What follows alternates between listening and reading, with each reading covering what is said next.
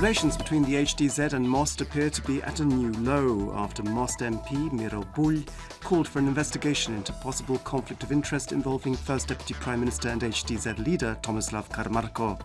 The Conflict of Interest Commission has said it will study the contract signed in 2013 by Josip Petrovic, Karamarko's friend and lobbyist for the Hungarian oil group MOL, and the Drimia company, which is owned by Karamarko's wife. The Croatian state is currently in an international arbitration process with MOL over disputed management rights in the INA oil and gas company.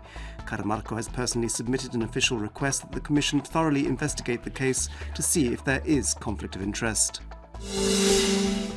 President of the Conflict of Interest Commission, Dalia Orešković, has said that for now there is no indication that the law has been broken, but that the circumstances were such that there could be overlapping interests, and so it was Karamarko's obligation to remove any suspicion of conflict of interest.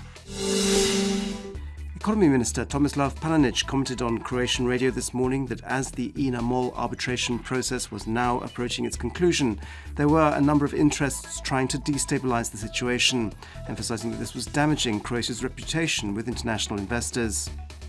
Palenić also said that his ministry was trying to unblock the bank account of Zagreb's Immunology Institute and transform it into a public health institution, emphasising that the institute would not enter bankruptcy proceedings.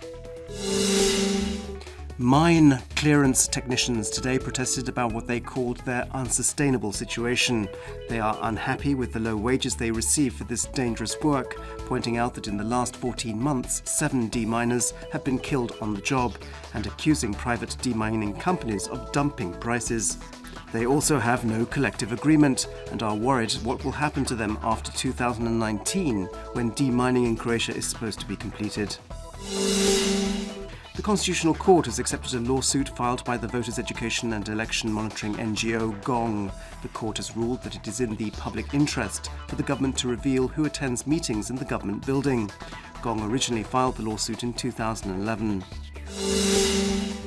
The parliaments of 11 EU member states, among them Croatia's Sabor, have issued a yellow card in relation to the European Commission's proposal on balancing workers' salaries in different EU countries.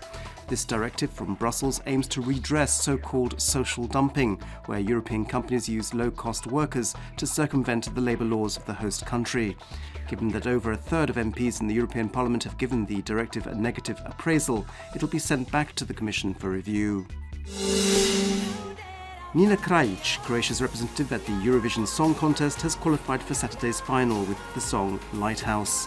9 other countries qualified last night: Azerbaijan, Russia, the Netherlands, Hungary, Austria, Armenia, the Czech Republic, Cyprus and Malta.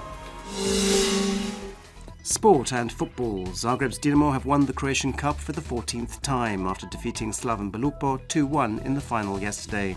Dinamo also won the Croatian Football League this season. In the second leg of the 6th round of Group C of the World Water Polo League, Croatia has lost to hosts Italy. The score was 14-12.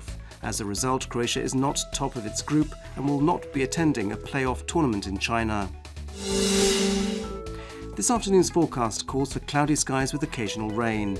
On the coast and in higher regions there'll be rain showers and thunderstorms, which could be heavier in places. Winds inland will generally be weak, with a moderate and in places strong southeasterly Yugo wind on the coast.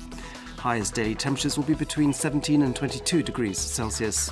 The next few days will be changeable inland with occasional rain and thunderstorms in places. The most rain is expected Wednesday morning and again on Saturday afternoon. On the coast there'll be changeable and unstable weather with occasional rain and rain showers with thunderstorms, which in places could be heavier.